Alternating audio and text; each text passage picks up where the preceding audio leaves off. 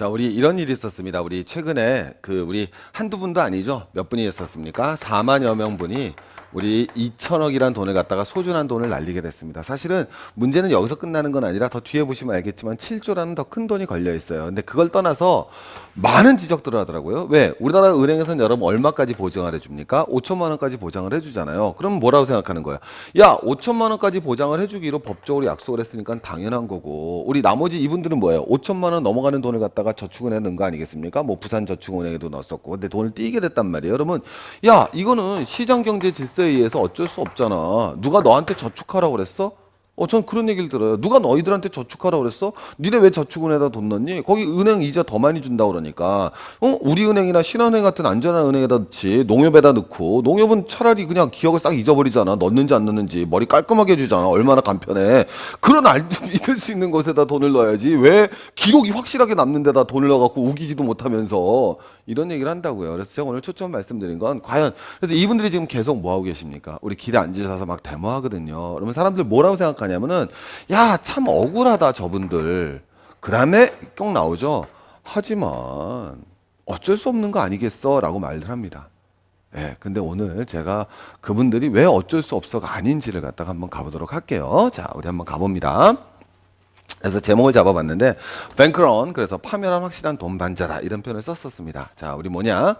우리 아주 유명한 친구를 한번 가보겠습니다. 자, 버나드 메이도프라는 거죠. 버나드 메이도프라는 사람이 있는데, 이 친구 혹시 들어보셨습니까? 들어보셨나요? 아, 이 친구 대단한 친구입니다. 우리 나스닥 위원장이에요. 나스닥은 아시죠? 장난 아닌 거예요. 그래서 이분이 이제 그냥 사기치셨습니다. 예, 근데 사기쳤는데 얼마에 사기쳤냐면 650억 불을 사기쳤어요. 아마 세계 최대 사기일 겁니다. 650억 불이면 6,500원, 6조 5천억, 65조. 그러니까 80조 정도 사기를 친 사람이에요. 예, 해먹으려면 이 정도는 해야죠. 그죠? 에이, 마늘밥 했더니 몇십억 나오더라. 귀엽지 않습니까? 단위가 다르죠. 그래도 하면 그래도 그래. 몇십 조는 해야지. 그래도, 사람이 태어나서 이렇게 낼 수 있죠. 근데 제일 재밌는 건, 이 친구가 뭐였냐면은, 쉽게 표현하면 은행을 만든 거예요. 아주 쉽게 얘기하면. 은행을 만들어갖고, 이 저축은행이죠. 쉽게 표현하면. 원래 미국은 예전엔 저축은행이 한국보다 훨씬 더 활성화됐던 겁니다. 이 새마을금고가 우리보다 훨씬 많았던 것이고요. 그래서 미국은 오히려 대형은행들이 없었던 것이에요.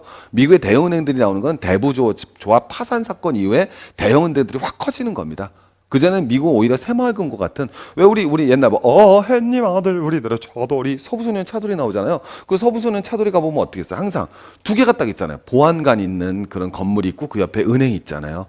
그런 일상화된 그런 마을 소규모의 은행들이 아주 탄탄한 일이었습니다. 이제 쉽게 얘기하면 그런 은행을 차린 거예요. 그래서 은행을 차렸는데 이 사람이 한 9년, 10년 동안 매번 이자율을 갖다가 9%, 10%를 계속 준 거예요. 그러니까 다른 은행 6% 줄 때 계속 9%, 10% 준 겁니다. 굉장히 신뢰가 높아진 거죠. 야, 저 믿을만하다. CJ뱅크가 있습니다. 진기뱅크가 있는데 내가 은행을 만들었어요. 은행 누구나 세울 수 있는 거 아니겠습니까? 옛날엔 다 그런 거죠. 요새는 규제라지만은 내가 은행을 세웠는데 다른 애 의자에 6%, 7% 줄 때 나는 9%, 10% 계속 준 거예요. 그것도 9년, 10년을 계속 준 거예요. 그거 얼마나 신뢰가 생깁니까? 신뢰가 생기니까 사람들이 다 나한테 뭐예요? 저축을 했겠죠. 오케이? 그럼 원리는 간단한 거예요. 나중에 받은 돈으로 뭐 했겠습니까? 이자 주고 있는 거예요, 이거. 네. 이자 주고 있는 거죠. 자, 이게 이제 메이도프 사건이라는 건데, 그럼 이제 보세요. 옆에 은행 같이 하는 놈은 괜찮은 이상이야. 눈치챘겠죠. 좀 이상한 거예요. 왜 나랑 똑같은 데서 돈 빌려주고 있거든요. 나랑 영업하는 방법이 똑같은데, 난 암만 하더라도 고객들한테 이자를 6%밖에 못 주는데, 저놈 10% 주고 있는 거죠. 저건 있을 수 없다라는 거예요. 저건 손해보고 있지 않으면 있을 수 없다는 게 감이 잡히죠. 그래서 고발을 했어요. 9년 동안 제보를 한 겁니다. 이 새끼 저 개버러지예요 하고서. 그랬더니 감독원 에서 이렇게 착하게 생겼는 거야? 이런 거예요. 착하게 생겼잖아요. 그 다음에 나스닥 위원장이었잖아요. 그래서 여러분 묵살되고 있었던 겁니다. 그러다가 나중에는 결국은 더 이상 돈이 들어오지 않고 줄 돈이 없으니까 나간 거죠. 이게 여러분 뭐예요? 개주와 다를 바가 없지 않습니까? 자, 제가 먼저 결론을 내릴게요. 뭐냐면 이거는 어떤 표현 되느냐면 범죄자죠. 어떤 의미에서. 예, 대한민국 법에는 뭐가 있습니까? 우리는 법 중에서 우리 권리가 있어요. 자유권도 있고요. 평등권도 있고요. 그 다음에 사회권도 있고, 그 다음에 참정권도 있고, 그 다음에 무슨 권 있습니까? 법 전공하셨잖아요. 무슨 권 있죠? 우리나라 유명한 청구권 있잖아요. 대한민국 청구권은 5가지가 있습니다. 예, 재판 청구권이 있고요. 그 다음 또 뭐 있습니까? 예, 국가배상 청구권이 있고요. 국가 배상 청구권 있고 형사 보상 청구권 있고 재판 청구권 있고 청원권 있고 맨 마지막에 무슨 권 있죠? 이러니까 45분 떨어졌죠.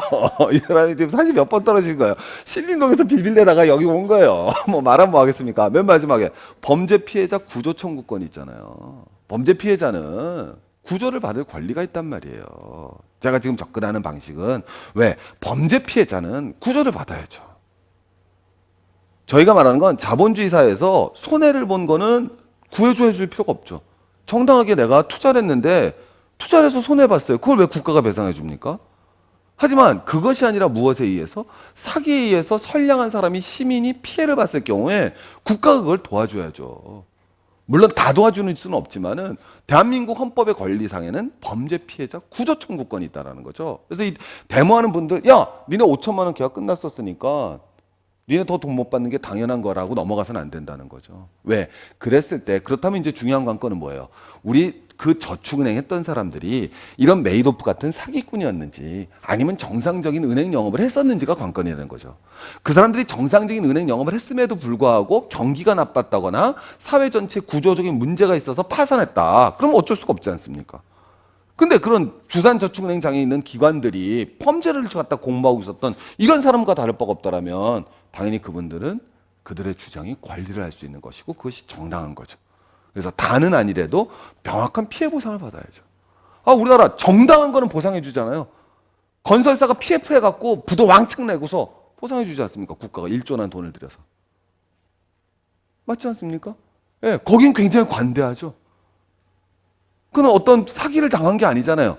어떤 면에서 사기를 한 건 아니지만 뭐 비스크리무리하게 뭐 그건 도와주는데 이건 안 된다. 그런 우리 논리가 우리 서민도 가져서는 안 된다라는 거예요. 오히려 서민들이 그런 논리를 전하는데 굉장히 잘못될 수 있습니다. 그래서 이제 메이도프 어떻게 됐느냐? 150명 선고받았습니다. 미국은 이러죠. 예, 과연 우리나라도 한번 실제로 이런 일이 있었는지 없었는지 보고 몇 년형이나 나오는지 한번 보도록 하겠습니다. 아들은 자살했습니다. 그래서 지금 어디 계시냐면은 여기 계세요. 아유, 귀여우셔라. 여전히 착해 보이세요. 그죠? 예, 앞으로 148년 남았습니다. 자, 아직 형기의 75분의 1밖에 안 보내셨는데 살아남을 수 있을지 모르겠어요. 자, 근데 우리가 일반적으로 제가 말씀드리는데 무슨 사기라고 그랬어요? 폰지 사기라고 그러죠. 그래서 폰지 사기 많이 하는데 폰지 사기라는 거는 이제 1920년에 그 이태리에서 폰지 이 사람 이름이에요. 얘가 이제 사기를 친 건데 사실 사기하고 우리 이러잖아요. 사기 치는 사람 자기가 사기꾼이라고 생각 안 하죠. 사기 당한 사람이 뭐라고 생각해요? 나보다 머리가 나빴을 뿐이야. 이렇게 얘기하거든요. 그렇지 않습니까? 사실 사기와 정상 간에는 크게 다를 바가 없어요. 왜? 아까 말씀드렸지만 메이도프도 은행업 한 거고요. 다른 은행도 은행업 하는 거예요. 은행업의 본질은 뭐가 되겠습니까? 고객의 돈을 불려와 갖고 오케이? 남에게 대출을 해주는 거죠. 그래서 그 예대 마진으로 차익을 볼 뿐인 거예요. 그게 은행 아니겠습니까? 그죠? 근데 은행 중에서는 어떨 수도 있어요? 일단 내가 신용을 얻기 위해서 사람들한테 이자를 많이 준다고 그러고 돈을 끌어모을 수도 있죠. 그게 사기입니까? 그잖아요. 야, 걱정하지 마. 내가 10%씩 내가 이자 줄게. 다른 은행 7% 주는데 내가 10% 줄게 하고 돈 끌어모으겠죠. 은행도 경쟁을 하니까. 그게 사기입니까? 예. 근데 운영해봤는데 이자율이 6%밖에 안 났어요. 그래서 죄송합니다. 못 돌려드리겠습니다. 파산하는 거죠. 사기입니까? 이렇게 따지면 메이도프도 그거 한 거예요. 그렇게 변명하겠죠. 실제로 그렇게 변명을 했고. 그래서 메이도프가 내가 은행업과 뭐가 달라? 예, 은행업의 문제과 나는 다른 일을 한 게 없어요. 다만 금리를 많이 들였을 뿐이지. 오히려 고객을 위해 뭔가 최선을 다하고자 했을 뿐이죠. 예, 그럼 이제 그 기준은 무엇을 잡아야 될 것이냐? 이해 가시겠습니까? 그 기준을 잡아야 되잖아요, 우리가. 근데 그걸 갖다 그렇게 따지면 다 사기가 아니라 그럴까요? 야, 내가 막 가서 꼬시는 거야. 나한테 2천만 원만 맡기면 내가 매달 2억씩 줄게. 뭐 하느냐고? 아이, 그거 묻지 마. 북한에 금괴가 있는데 김정일이 나한테 매달 하나씩 보내주기로 했어. 김정은도 도장 찍었어. 왜? 내가 예쁘잖아. 김정일이 마음에 쏙 들었나 봐. 넘어갔어요. 이거 사기죠. 에? 정도의 문제죠. 정도의 문제. 이해 가시겠습니까? 그러면 그 정도의 기준을 어디서 잡아야 할 거냐인데, 이제 제일 대표적인 이제 폰지 사기라고 그러는데 이 친구가 90일에 100% 수익을 보장합니다. 사실 어떻게 보면 우리나라 피라미드보다 많이 보장한 것도 아니에요. 귀염둥이에요. 그죠? 우리나라 피라미드에 비하면 뭐, 우리나라 피라미드는 처음에 막 단체 합숙하면서 막 먹을 것도 공짜로 다 주고, 그잖아요. 예. 밖에 내보내주지도 않고, 교육도 공짜로 다 시켜주고, 다이아몬드 클럽! 거기 들어가면 작살이잖아요. 그 100%만 나옵니까? 근데 유럽의 우표나 된 차일 거라 그래서 이태리 우표가 좀 싸거든요. 그래서 이태리 우표를 산 다음에 미국에 갖다 팔면 돈 번다 이래갖고 예, 그거 내가 할 테니까 90% 100% 이자 낸다 그래서 4만 명이 1,500만 달러 투자한 겁니다. 그러니까 1920년대니까 상당히 큰 금액이죠. 이 당시에는 예전에 갖고는. 근데 이제 8개월 만에 들통 나왔고 5년형 선고받았던 우리 폰지입니다. 예.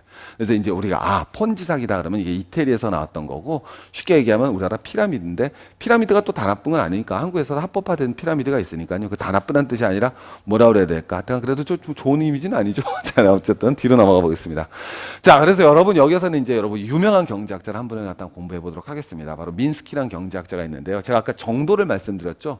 어느 정도를 갖다 이제 그 기준점으로 둘 거냐인데 이제 민스키가 이제 사실은 살아있을 때는 대단한 경제학적 영예를 누리지 못했어요. 이분이 대단한 오스트리아 출신의 대단한 경제학자인데 그 돌아가시고 뭐 돌아가셨다는 표현까지 죽고 나서 그리고 나서 요번에 금융위기 터지면서 민스키가 이제 각광을 받았죠. 그래서 민스키를 좀 들어보신 분도 계실 겁니다. 왜냐하면 이전까지 우리가 주류 경제학에서는 그 경제의 공황과 이 호황이 발생하는 걸 기본적으로 수요 공급의 원리에 의해서 설명을 했었잖아요.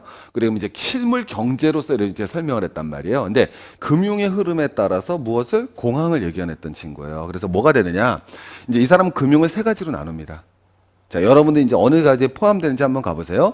해지 금융, 해지라는 건 이제 리스크를 피한다는 거죠. 그래서 얘는 돈을 빌렸는데 은행에다 언제든지 이자도 줄 능력도 있고 원금도 줄 능력 있는 그런 금융입니다. 이게 정상적인 금융이죠. 예, 그래서 해치 금융이라는 건 정상적인 금융을 말하는 거예요. 스스로도 우리 다 빚이 있으시잖아요. 지금 우리나라 가계부채가 1,000조 가량 됩니다. 실제로 저는 1,000조가 넘다고 생각해요. 왜? 전세를 빼고서 1,000조라는 거거든요. 그 개념 이해 가세요? 혹시 전세 주셨나요? 다른 사람한테? 왜 찾을 수가 있어요? 그러니까 여러분들 같지는 않아요. 사람이다. 전세 주신 분도 있잖아요. 그죠? 그러면 그 전세도 사실 언젠가는 갚아야 될 부채이기 때문에 그걸 합치면 1,400조 정도 된다 그럽니다. 어쨌든 1,000조에 해당되는 우리가 이제 부채를 지고 있잖아요. 근데 부채가 있으면 이자가 발생할 수 있으니까 자, 내가 이제 개인적으로 빚은 있으시죠. 예, 그러면 해지금융은 이자도 언제든지 갚을 수 있고 원금도 내놔 그러면 언제든지 갚을 수 있는 게 이게 이제 정상적인 금융이라는 거죠. 이제 투기금융은 뭐냐면 이자를 갚을 수는 있지만 원금 상환은 염두에 못 두는 거. 근데 여러분 이 투기금융도 사실 굉장히 위험한 거예요. 이 투기 금융 단계로 넘어가면 안 됩니다. 왜 투기 금융 단계로 넘어가게 되면 안 되느냐면은 이건 개인 생활에 있어서는 대단히 중요한 겁니다. 알아두셔야 돼요. 제가 작년부터 계속 빚내지 말라고 말씀드리는 건데 그 중에서 특히 뭐 누가 내고 싶어서 내고 있습니까만은 요 단계로 넘어서게 되면 이걸 아예 포기해 버리게 돼요. 그게 마이너스 통장의 원리입니다. 마이너스 통장이 그건 뭐 그렇다고 금융회사가 다 나쁘다는 뜻이에요. 예. 마이너스 통장은 안 쓰셔야 돼요. 왜냐하면 내가 300만 원이 필요하면 300만 원을 빌리시면 되는 거지. 마이너스 통장하면 300으로 해요? 아니면 1,500으로 해요? 1,500만 원 빌리시죠? 여러분 적금 돈 모으실 때도 여러분 조심하셔야 되는데 제가 팁 하나만 드릴게요. 예를 들면 내가 매달 50만 원 적금을 부어서 돈을 모을 생각이 있어요. 내가 월급이 200이에요. 그럼 내가 월급에서 50만 원씩 내가 적금을 하려고 그러잖아요. 그럼 어떻게 합니까? 여러분 일반인 사람들은. 그냥 50만 원짜리 적금 넣죠? 이렇게 하시는 거 아니에요. 젊으셨을 때는 물론 적금 같은 거 더 하시지 말고 재테크 같은 거 신경 쓰지 말고 어쨌든 누구든지 어떻게 하시는 거냐면 이렇게 하시는 게 아닙니다. 사람 심리는 틀려서 어떻게 하면 되느냐면은 25만 원짜리 하나 넣고 15만 원짜리 하나 넣고 10만 원짜리 하나 넣는 거예요. 그래야지 내가 요번 달에 지출이 갑자기 늘었어요. 그래서 내가 돈이 30만 원밖에 저금을 못 해요. 내가 요번에 예를 들면 20만 원밖에 저금을 못 하게 돼 있어요. 상황이. 그럼 어떻게 할 것 같아요? 이거 하나로 돼 있는 사람은. 예, 안 해버리죠.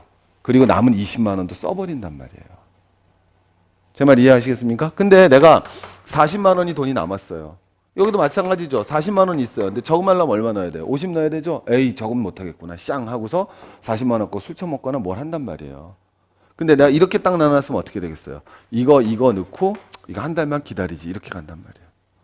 알겠죠? 기본 센스입니다, 여러분. 경제학에서 경제학도 아니죠. 이거는 그냥 돈 모으는 그냥 4개의 통장 뭐 이런 책이 귀염둥이 뭐 보면 이런 귀여운 수준이고 제가 또 말씀드린 건 뭐냐면 왜 내가 돈이 300만 원 필요할 때도 대출을 300을 받으셔야 되는데 마이너스 통장은 그게 아니잖아요. 그럼 사람이 다 뭐가 되느냐? 1,500을 갖다 쓰게 돼 있습니다. 그리고 1,500을 갖다 쓰면 이자가 한 달에 보통 한 10만 원쯤 나오게 되거든요. 그럼 뭐가 되느냐? 300만 원을 내가 빌린 상태에서는 계속 원금을 의식하고 살아요, 사람이. 내가 갚아야지 하고 산단 말이에요.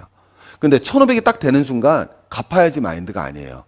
그러니까 제가 말하는 건 지금 젊은 친구들이 앞에 계셔서 예를 들어서 설명드리는 거예요. 그러니까 우리 젊은 친구들도 조심하셔야 되는 게 내가 첫 회사 들어가서 직장인이 됐단 말이에요. 그럼 이제 웬만한 데서 다 마이너스 통장 해준단 말이에요. 그럼 덜컹 이거를 해버리면 그럼 나중에 뭐가 되느냐? 이건 신경을 안 쓴다니까요. 이게 목표가 돼요. 실제 목표는 이게 목표가 돼야 되는데 이게 목표가 된다고요. 목적 전도가 발생하는 거예요. 그럼 여러분 나중에 이거에 결국 부담되는 이자가 엄청나게 되거든요.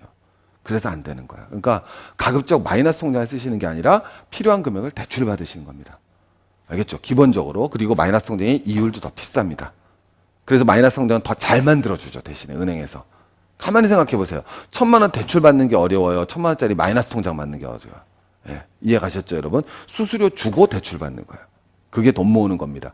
이유가 다 있는 거예요. 쉽게 빌려주면. 자, 어쨌든 두 번째는 뭐가 되느냐? 투기금융이죠. 이것도 사실 위험한 거죠. 그죠? 근데 이제 세 번째 뭐냐? 폰지 금융입니다. 아까 폰지 말씀드렸죠. 이거는 이자도 갚을 능력도 없고 원금도 상환할 능력도 없다.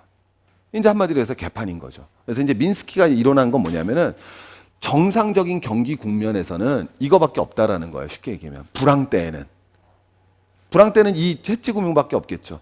그러다 이제 경기가 막 호황으로 되면 누구든지 막 뭐 할 수 있을 것 같아. 이제 사업만 벌이면 다 성공할 거 있잖아. 그때 이제 폰지 금융이 판치게 된다는 거예요. 그래서 전체 금융에서 폰지 금융이 차지하는 비율이 높아지게 되면 그때가 바로 금융 공황이 터지면서 경제 위기에 발려 들어간다라고 바라보는 것이 바로 민스키 이론인데 보세요. 2008년 금융위기를 상당히 잘 설명할 수 있죠. 미국 2008년 금융위기 왜 터졌습니까? 맞잖아요, 여러분. 닌자 대출이라고 그랬죠. No income, no 닌, income, and 자, no asset. 오케이? 오케이. 소득도 없고 자산도 없는 사람한테 돈 왕창 빌려주잖아. 그거 무슨 금융입니까? 일종의 폰지 금융이죠. 그러니까 폰지 금융이 차지하는 비중이 미국 경제에서 커지게 되니까 결국 그 거품이 터지게 되고 미국 경제 불황이 오더라. 그러니까 현재 원래 실물 경제 중심으로 설명하는 주류 경제학보다 민스키 이론이 더 잘 맞아 들어가는구나라고 해서 히트 친 건데, 자, 이제 여기서는 여기까지 공부하신 거고요. 다시 돌아보시면 결국 이거라는 거죠. 네, 뭐 폰지 금융인 줄 알면서 돈을 갖다 쓰면 그건 사기라는 거죠. 그렇지 않겠습니까? 나는 이자도 상환할 수도 있고 원금도 상환할 수 있는 능력이 있어요. 그래서 돈 빌립니다. 죄예요, 그게? 아니죠. 최소한 원금은 당장 못 갚겠지만 이자는 계속 갚을 수 있어. 돈 빌렸습니다. 문제는 있겠지만 그걸 보고 우리가 죄라고 그럴 수는 없죠.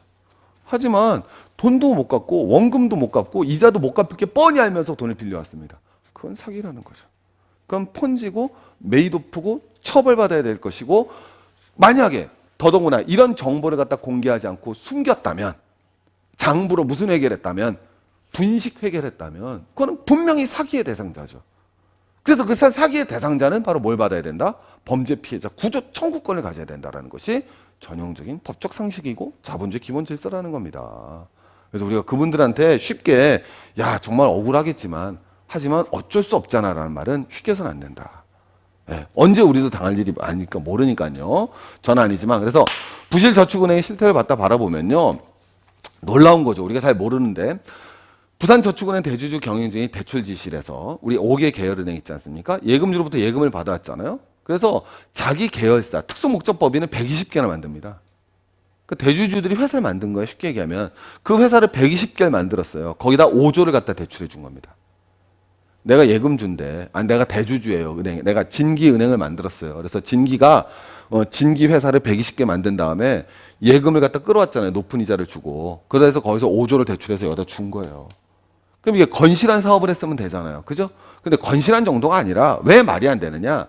기본적으로 특수목적 법인을 갖다 원래 우리는 금산은 기본적으로 분리되어 있잖아요.